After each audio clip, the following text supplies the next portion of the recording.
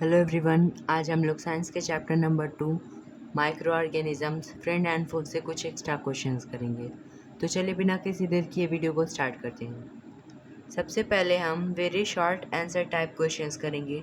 तो इसका first question देखिए, name the bacterium visible with naked eyes. तो हमको ऐसे बैक्टीरिया का नाम बताना है जिसको कि हम नेकेड आइज से देख सकते हैं। तो इसका आंसर हो जाएगा थायोमार्गेरिटा नैमीबियंसिस। ये ऐसा बैक्टीरिया होता है जिसको हम नेकेड आई से भी देख सकते हैं। अब इसका मतलब ये नहीं है कि ये बहुत बड़ा होता है, बस ये अदर माइक्रो ऑर्गेनिज्म से बड़ा होता है।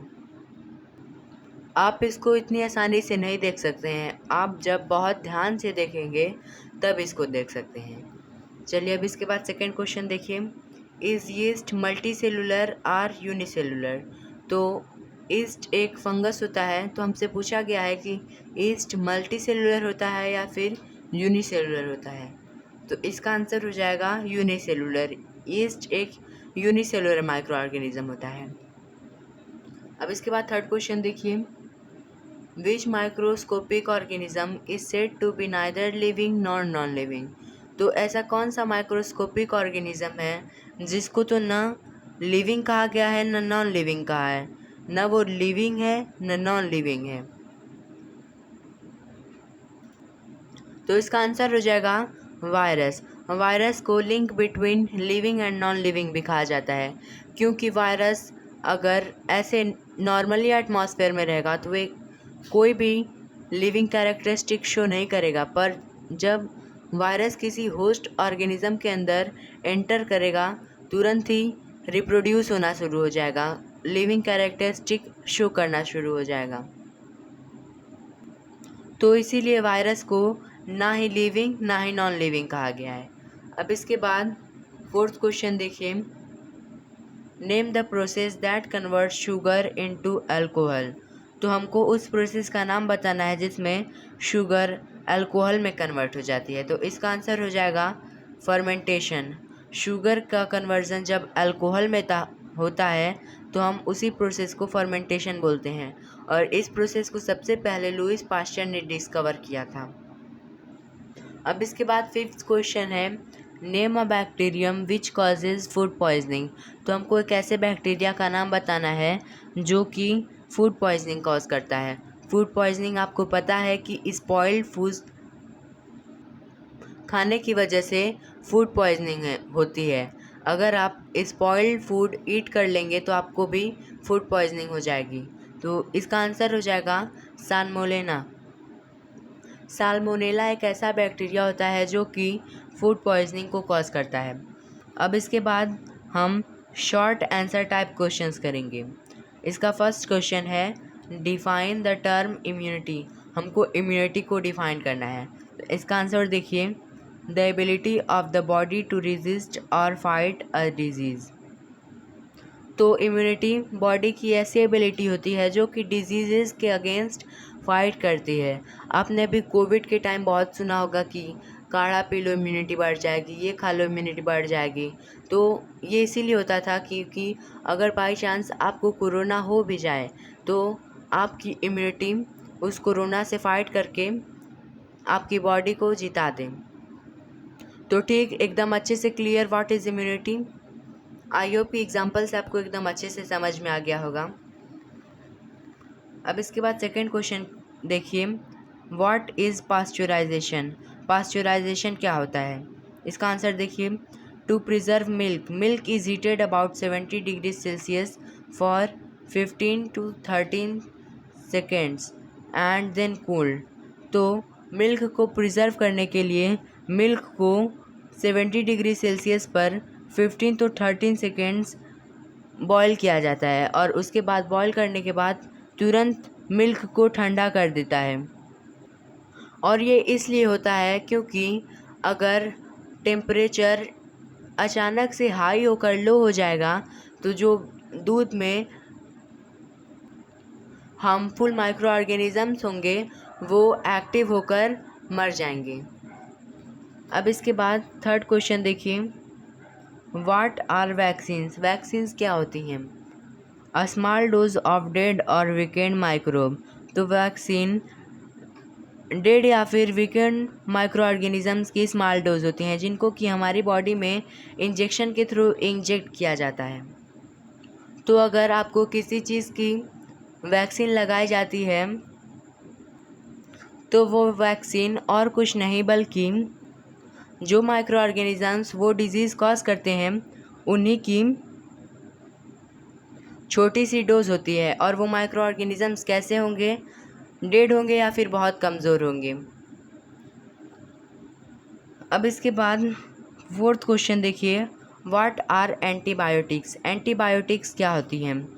Antibiotics are medicine that kill और stop the growth of pathogens.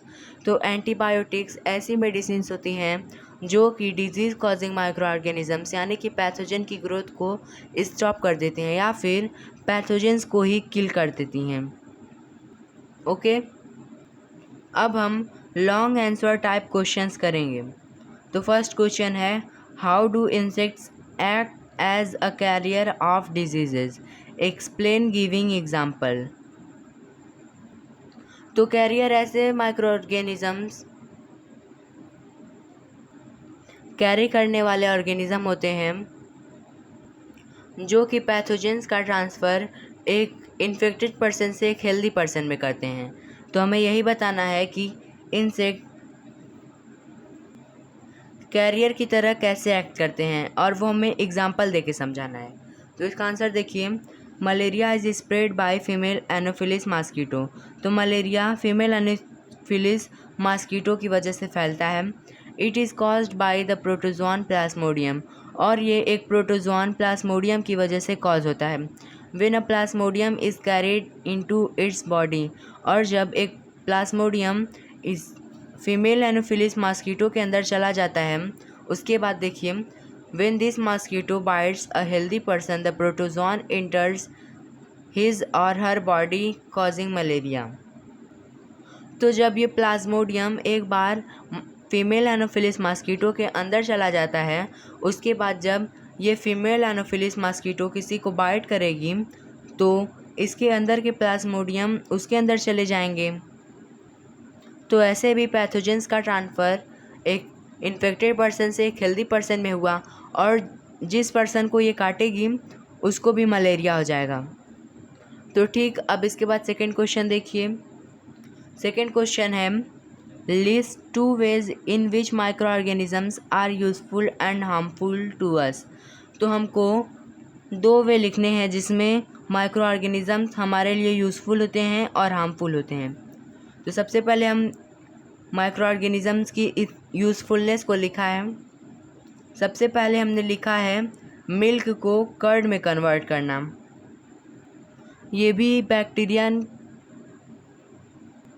करता है और वो बैक्टीरियम है लैक्टोबैसिलस। लैक्टोबैसिलस मिल्क में प्रेजेंट लैक्टोज शुगर को लैक्टिक एसिड में कन्वर्ट कर देता है, और जब लैक्टिक एसिड में कन्वर्ट हो जाएगा तो ऐसे हमारी कर्ड की फॉर्मेशन हो जाती है। तो ये माइक्रो ऑर्गेनिज़म की पहली यूज़फुलनेस हो गई। अब सेकंड देखिए, शुगर सॉल्यूशन का कन्वर्जन अल्कोहल में करना, और ये कौन करता है? ईस्ट, जो कि एक फंजाई होता है, अभी हमने पीछे ही देखा है। और शुगर के अल्कोहल में कन्वर्ट होने की प्रोसेस को हम क्या कहते हैं? फर्मेंटेशन। अब इसके बाद माइक्रो ऑर्गेनिजम्स के हार्मफुल इफ़ेक्ट्स देखिए। सबसे पहला है कॉजेज टाइफाइड इन एनिमल्स, और ये कॉज कौन करता है? साल्मोनेला टाइफी, जो कि एक बैक्टीरियम होता है। ये एनिमल्स में टाइफाइड कॉज करता है। सेकेंड है causes malaria in human beings, और ये करता कौन है? प्लाज्मोडियम, जो कि एक प्रोटोजोआन होता है। तो प्लाज्मोडियम एक प्रोटोजोआन होता है जो कि ह्यूमन बींग्स में मलेरिया कॉज करता है। अब इसके बाद थर्ड क्वेश्चन देखिए, while returning from school Arun ate chopped fruit sold by a street hawker. तो स्कूल से लौटते वक्त अरुण ने कटे हुए फ्रूट्स खा लिए हैं जो कि एक स्ट्रीट हॉकर बेच रहा था, मतलब जो लोग गली में बेचते हैं। ठीक, in the night he vomited and complained of stomach act. तो रात में वो वॉमिट करने लगा और उसके पेट में दर्द होने लगा।